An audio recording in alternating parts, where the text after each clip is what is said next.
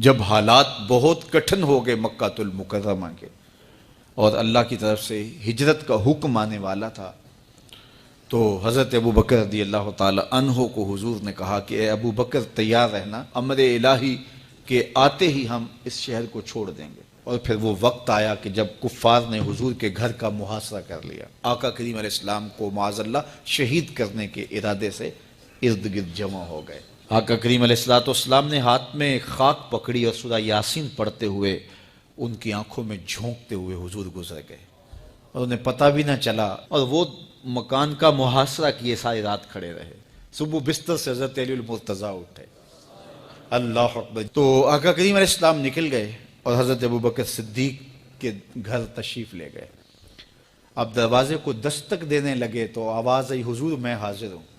حضرت ابو بکر صدیق تیار کھڑے تھے، تو کہا ابو بکر تم تیار ہو؟ کہا حضور آپ نے کہا نہیں تھا کہ تیار رہنا، کبھی ہجرت کا حکم آ سکتا ہے، تو میں تو اس دن سے ہی تیار رہتا ہوں کہ کب حضور آئیں اور جو فرمائیں میں وہی کروں۔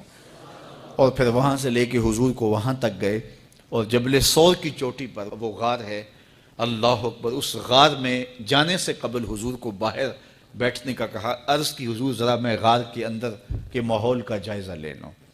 غار کے اندر اترے، پہلے اس کو صاف کیا غار کو، پھر دیکھا جگہ جگہ سوراخ تھے، تو اپنا امامہ پھاڑ کے قمیض اتار کے اس کے ٹکڑے کر کے ان سوراخوں میں کپڑا دے دیا۔ 2 سوراخ ایک روایت کے مطابق، اور ایک روایت کے مطابق 1 سوراخ بچ گیا، اس میں اپنی ایڑی رکھ دی، اور پھر آواز دی جان عالم اندر تشریف لائیے۔ تو آقا کریم علیہ السلام غار میں چلے گئے، تو سیدنا صدیق اکبر رضی اللہ تعالی عنہ نے اپنی گود میں آپ کا سر رکھا اور حضور لیٹ گئے۔ اللہ اکبر، کیا منظر ہوگا! صدیق اکبر نے حضور کو دیکھا اور جی بھر کے دیکھا، اور ایسا دیکھا کہ کوئی اور شریک بھی نہیں تھا۔ یہ واقعہ حضرت سیدنا عمر سے روایت ہے، کتب صحاح میں ہے، اور حضرت عمر رضی اللہ تعالی عنہ یہ بات بیان کرتے ہوئے رو پڑے، اور آپ کہا کرتے تھے کہ ابو بکر یہ غار والی نیکی مجھے دے دیں اور میری ساری زندگی کی نیکیاں لے لیں۔ اللہ اکبر۔ تو حضور علیہ السلام حضرت ابو بکر صدیق کی آغوش میں ہیں۔ اب ہوا کیا کہ سانپ نے جب ہر راستہ مسدود پایا، تو خیر وہ اس راستے پہ پہنچا جہاں انسانی گوشت نظر آیا، تو سانپ نے پھر ڈنگ لگایا۔ سانپ کا ڈنگ اچانک، تو انسان تو کپ کپا کے رہ جاتا ہے، اچانک تو چیونٹی کاٹ جائے تو انسان کپ کپا کے رہ جاتا ہے، چھپکلی گر جائے اچانک تو بندہ اپنے وجود کو جو ہے وہ متوازن نہیں رکھ پاتا، تو نیچے سے سانپ اور وہ ڈنگ لگا رہا ہے۔ لیکن لفظ سنیے، یہ حضرت عمر کی روایت ہے کہ حضرت سیدنا صدیق اکبر نے اپنی ٹانگ کو جنبش نہیں آنے دی، مخافت ان یتنبہ رسول اللہ، اس ڈر سے کہ کہیں حضور بیدار نہ ہو جائے۔ ساری توجہ ادھر رہی، بے اختیار آنکھوں سے آنسو ڈھلک پڑے، درد کی شدت اتنی تھی، اور آنسو گرے تو حضور کے رخسار پہ۔ آقا کریم بیدار ہو گئے۔ بیدار ہوتے ہی میرے حضور نے کہا، مالک یا ابا بکر، ابو بکر کیا ہوا؟ تو یہ ہوتی ہے ہنگامی صورتحال۔ ہنگامی صورتحال میں کسی کو پکاریں یا کسی کو کوئی جواب دیں تو مروجہ آداب کی رعایت کے ساتھ جو لفظ بولے جاتے ہیں وہ ترک کرنے پڑتے ہیں۔ اس مائک میں کرنٹ تھا، تو میں قریب ہونے لگا، تو آپ نے مجھے متنبہ کرنا تھا، تو میرے ساتھ آپ بہت پیار کرتے ہیں، بہت محبت کرتے ہیں، تو آپ نے اگر مجھے یہ بتانا ہو کہ اس میں کرنٹ ہے اور اگر آپ نے منہ قریب کر لیا تو آپ کو نقصان پہنچ سکتا ہے، تو میرے نام کے ساتھ 20 القاب لیں گے؟ آپ نہیں لیں گے، آپ جلدی جلدی جو ہے وہ مجھے کہیں گے جناب یہاں کرنٹ ہے، تو میں یہیں سے رک جاؤں گا۔ یہ تو ہے کہ آپ میرے لیے کر رہے ہیں، اور اپنے لیے کسی کو پکاریں تو پھر بھی یہی بات ہے۔ اللہ اکبر۔ اب حضور نے جب کہا نا مالک یا ابا بکر، ابو بکر کیا ہوا، تو اب ہنگامی صورتحال تھی نا، تو فوراً کہتے لدغت، ڈسا گیا، مجھے سانپ نے ڈس لیا، فوراً یہ کہتے نا۔ لیکن حضرت ابو بکر تیری محبت پہ قربان، کائنات میں آپ نے ایسا عاشق نہیں دیکھا ہوگا، سانپ ڈنگ پہ ڈنگ لگا رہا ہے اور ٹانگ شل ہو گئی ہے، زہر سرایت کر گیا ہے۔ حضرت ابو بکر نے جواب دیا، لدغت فداک امی و ابی یا رسول اللہ، حضور میری ماں بھی آپ کے قدموں پہ قربان، میرا باپ بھی آپ کی راہوں پہ نچھاور، مجھے سانپ نے ڈس لیا ہے۔ تو اس مشکل وقت کے اندر بھی ادب کا کرینہ نہیں چھوڑا۔ جب معراج کا واقعہ ہوا تو یہ بہت عجیب و غریب واقعہ تھا۔ تو آقا کریم نے جب اعلان کیا کہ بتایا کہ اللہ نے یوں مجھے خلوتوں میں بلایا، تو قریش نے سمجھا کہ اس سے بڑھ کر اور موقع کیا ملے گا پراپیگنڈے کا۔ تو کہا ابو بکر کوئی نئی بات سنی ہے؟ کہا تم سنا دو۔ کہا اگر کوئی کہے کہ رات کی مختصر تنہائی میں مسجد حرام سے مسجد اقصیٰ تک پہنچا ہوں، پھر وہاں سے واپس بھی آ گیا ہوں، تو بات ماننے میں آتی ہے؟ آپ نے برجستہ کہا بالکل ماننے میں نہیں آتی۔ اتنے مختصر وقت میں مسجد اقصیٰ جائے اور پھر پلٹ کے بھی آ جائے، کم از کم 2 ماہ چاہیے۔ 1 مہینہ جاتے ہوئے لگتا ہے، 1 مہینہ آتے ہوئے لگتا ہے، کوئی چھو کے بھی آئے تو 2 ماہ چاہیے۔ تو سمجھا کہ لوہا خوب گرم ہو گیا، اب چوٹ ٹکانے پہ بیٹھے گے۔ کہا ماننے میں نہیں نہ آتی؟ کہا بالکل نہیں ماننے میں آتی۔ تو کہا پھر تیرا یار ہی تو کہتا ہے۔ تو حضرت ابو بکر صدیق نے فرمایا وہ واقعی کہتے ہیں؟ ہاں ہاں ہاں انہی کا کہنا ہے۔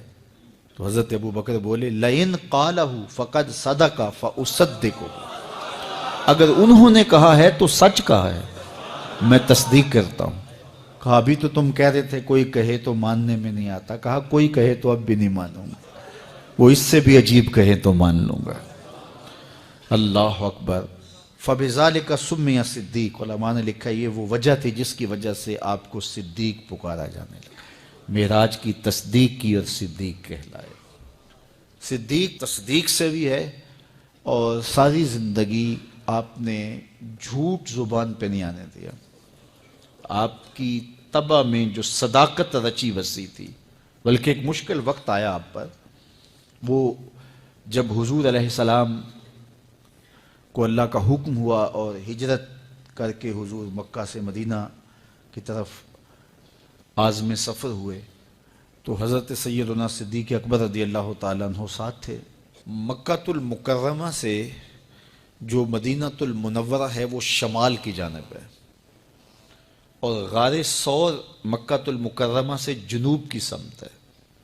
تو آقا کریم علیہ السلام نے سفر کرنا تھا مدینہ شریف کا، تو شمال کی سمت نہیں گئے بلکہ وہاں سے سفر جنوب کی جانب کیا، اور پھر وہاں سے حضور جو ہے وہ 3 دن گزارنے کے بعد مدینہ المنورہ کی جانب روانہ ہوئے۔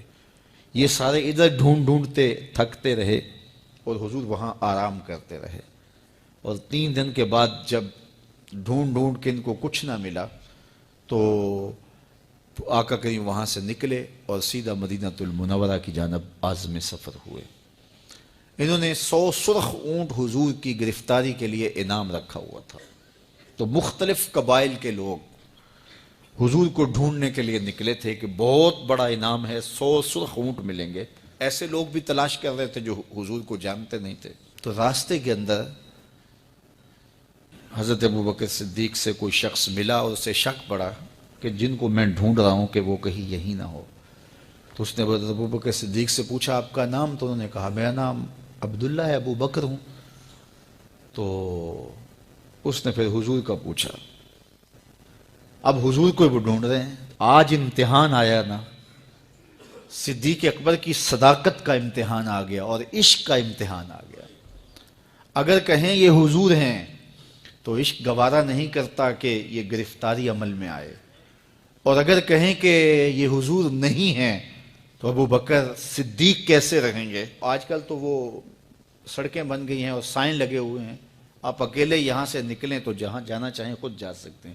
اس وقت تو پہاڑی راستے ہوتے تھے، یا تو لوگ قافلوں کے ساتھ چلتے تھے، اور اگر کسی کو ہنگامی طور پہ اکیلے جانا پڑتا تو وہ گائیڈ ساتھ لیتا جو راستے بتاتا۔ اس کو عربی میں ہادی کہتے ہیں، ہادی، رہنما، گائیڈ جو راستہ بتاتا۔ تو حضرت ابو بکر صدیق سے اس نے پوچھا یہ کون ہے آپ کے ساتھ؟ تو حضرت ابو بکر صدیق بولے ھذا ھادی یہدینی الی صراط المستقیم، یہ میرا ہادی ہے جو مجھے سیدھی راہ پہ چلا رہا ہے۔ تو وہ سمجھا یہ وہ والا ہادی ہے، لیکن حضرت ابو بکر صدیق دل و قلب و نگاہ کا مرشد قرار دے۔ جب حالات بہت کٹھن ہو گئے مکہ المکرمہ کے، اور اللہ کی طرف سے ہجرت کا حکم آنے والا تھا، تو حضرت ابو بکر رضی اللہ تعالی عنہ کو حضور نے کہا کہ اے ابو بکر تیار رہنا، امر الہی کے آتے ہی ہم اس شہر کو چھوڑ دیں گے۔ اور پھر وہ وقت آیا کہ جب کفار نے حضور کے گھر کا محاصرہ کر لیا، آقا کریم علیہ السلام کو معاذ اللہ شہید کرنے کے ارادے سے ارد گرد جمع ہو گئے۔ آقا کریم علیہ السلام نے ہاتھ میں خاک پکڑی اور سورہ یاسین پڑھتے ہوئے ان کی آنکھوں میں جھونکتے ہوئے حضور گزر گئے، اور انہیں پتہ بھی نہ چلا، اور وہ مکان کا محاصرہ کیے ساری رات کھڑے رہے۔ صبح بستر سے حضرت علی المرتضیٰ اٹھے، اللہ اکبر۔ تو آقا کریم علیہ السلام نکل گئے اور حضرت ابوبکر صدیق کے گھر تشریف لے گئے۔ اب دروازے کو دستک دینے لگے تو آواز آئی، حضور میں حاضر ہوں۔ حضرت ابوبکر صدیق تیار کھڑے تھے، تو کہا ابوبکر تم تیار ہو؟ کہا حضور آپ نے کہا